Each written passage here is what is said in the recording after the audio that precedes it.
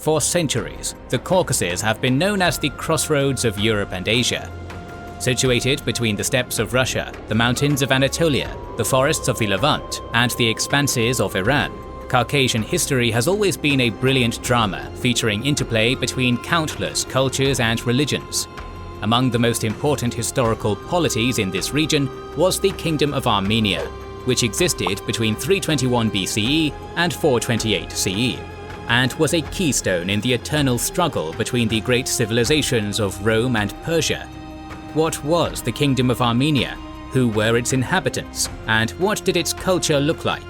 Welcome to our video on the Kingdom of Armenia, an ancient realm at the crossroads of the East and the West.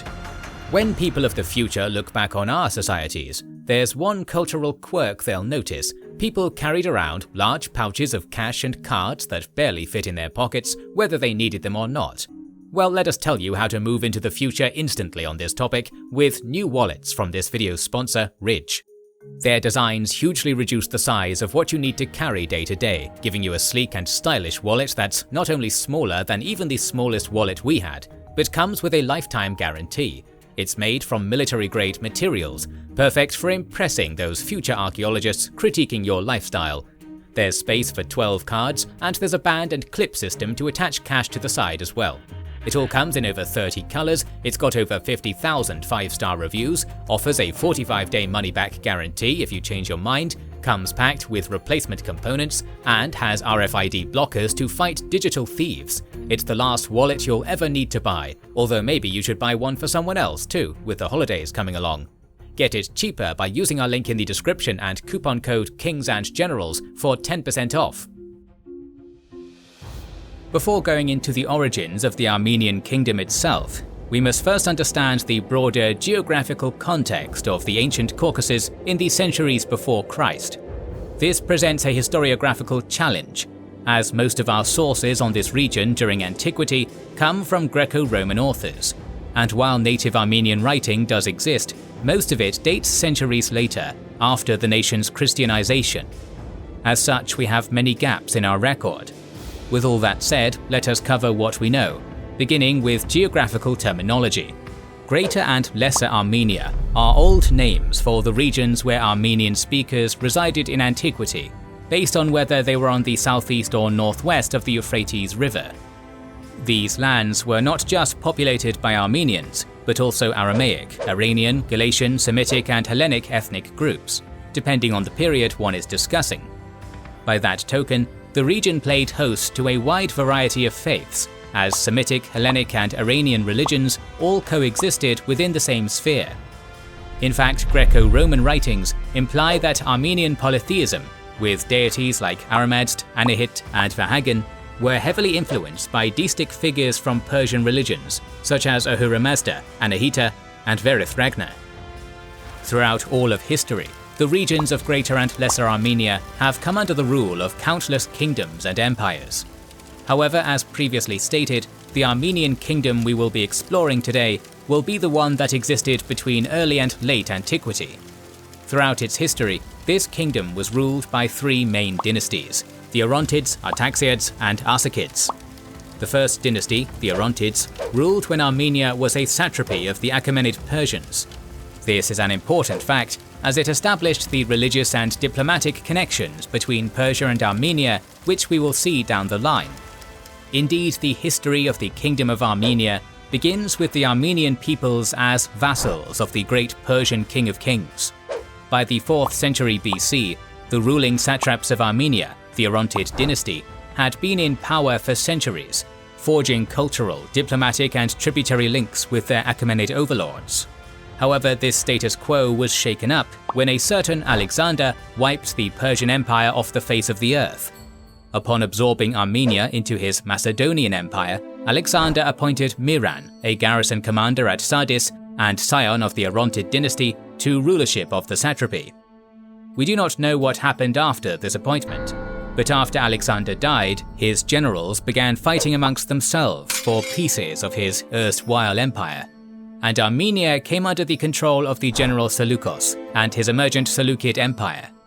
Seleucus I set up a man from the Orontid dynasty called Mithranes to rule Armenia as a satrap, and thus the Orontid stayed under Seleucid influence for the next century.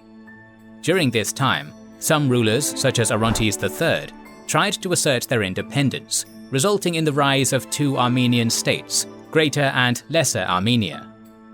However, the Seleucids eventually struck back, and by the reign of Orontid IV in 200 BCE, retook the kingdom.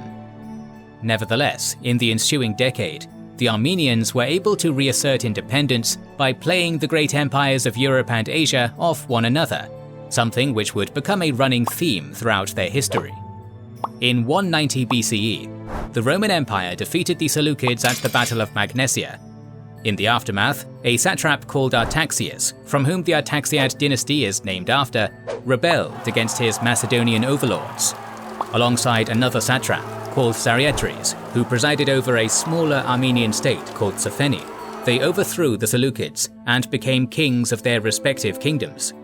To establish the legitimacy of their rule, both kings claimed connection to the previous Orontid dynasty. Despite now being an independent polity, the culture of the Kingdom of Armenia was still largely defined by that of its former imperial overlords. The most influential of these were the Persians, whose customs and rituals loomed large in Armenian society, even when the Romans were dominant in the region. Many Armenian kings had Persian-sounding names and had Persian customs of marriage, such as polygyny. The famous Armenian king Tigranes the Younger, for instance, was married to a daughter of the Parthian king of kings, and even claimed that title for himself. Iranian, and particularly Zoroastrian culture, was paramount in Armenia during this period.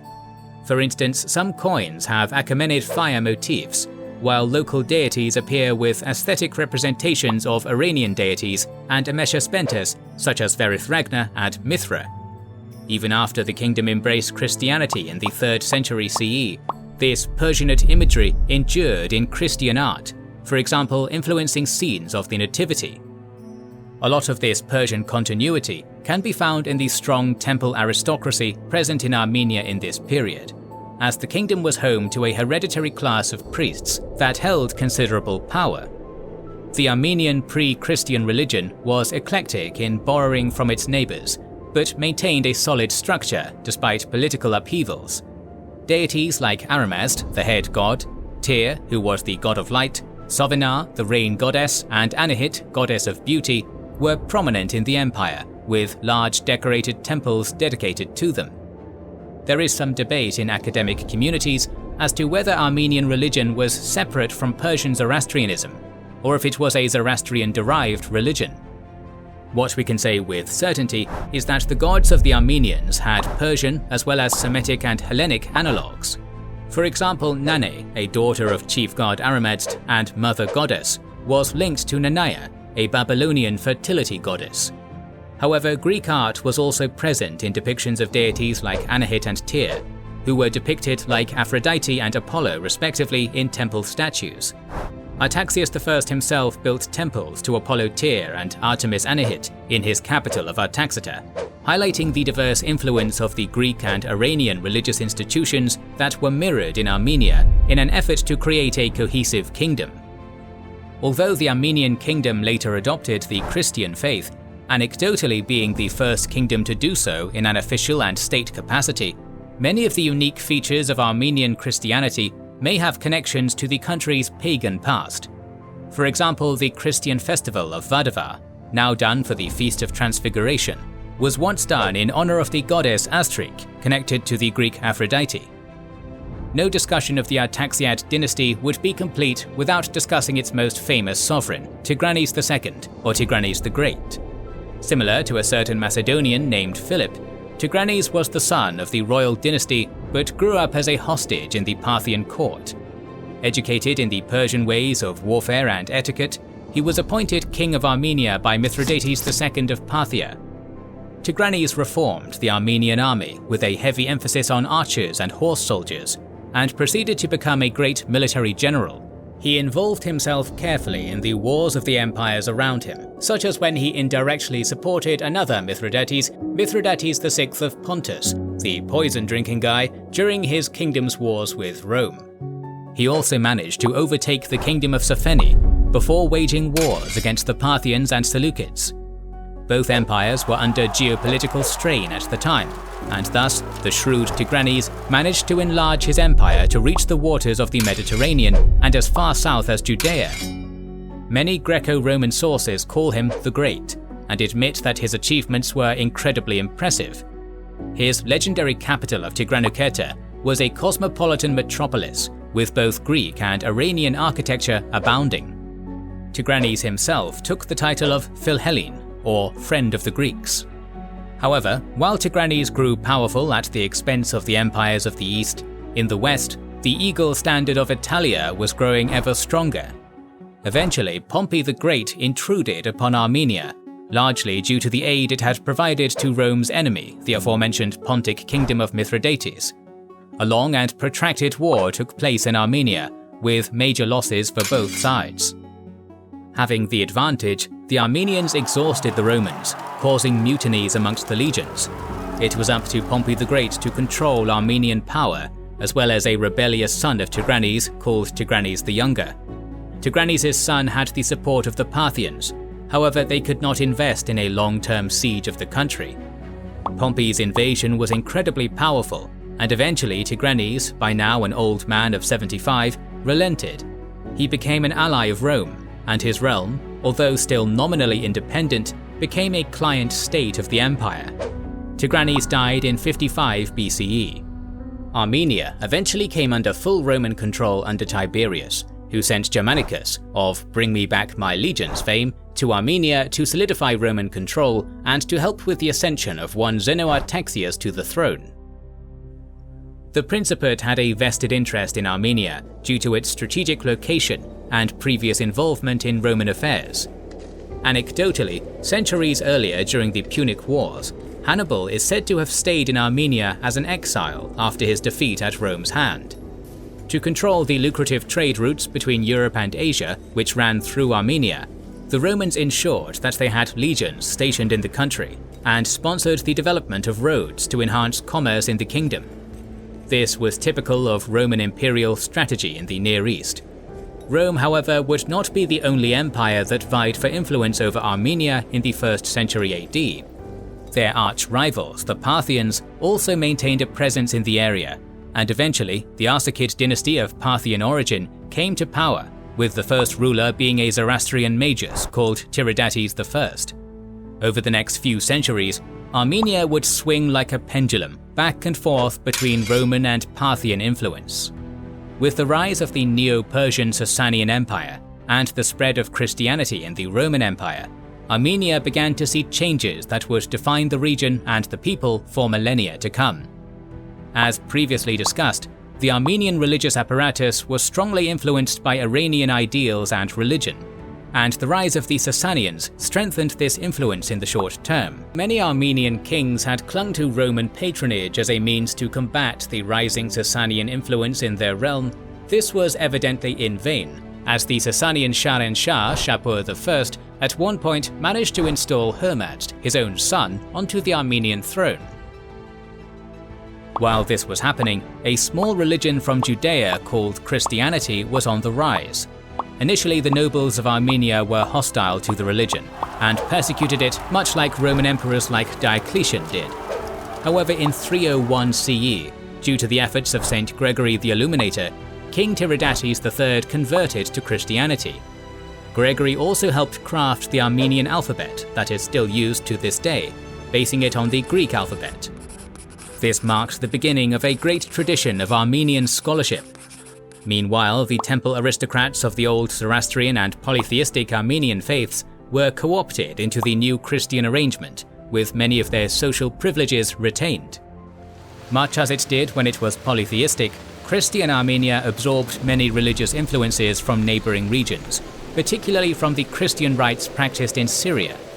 In contrast, Greek Christianity, centered in the increasingly important Eastern Roman capital of Constantinople, was always held relatively distant from Armenian affairs. During important ecumenical conclaves in the Roman Empire, such as the 251 AD Council of Chalcedon, Armenian bishops were not present or active in the discussion. As such, Armenian Christianity ended up with significant theological divergences with the Nicene Christianity of Rome, especially in regards to the nature of Christ.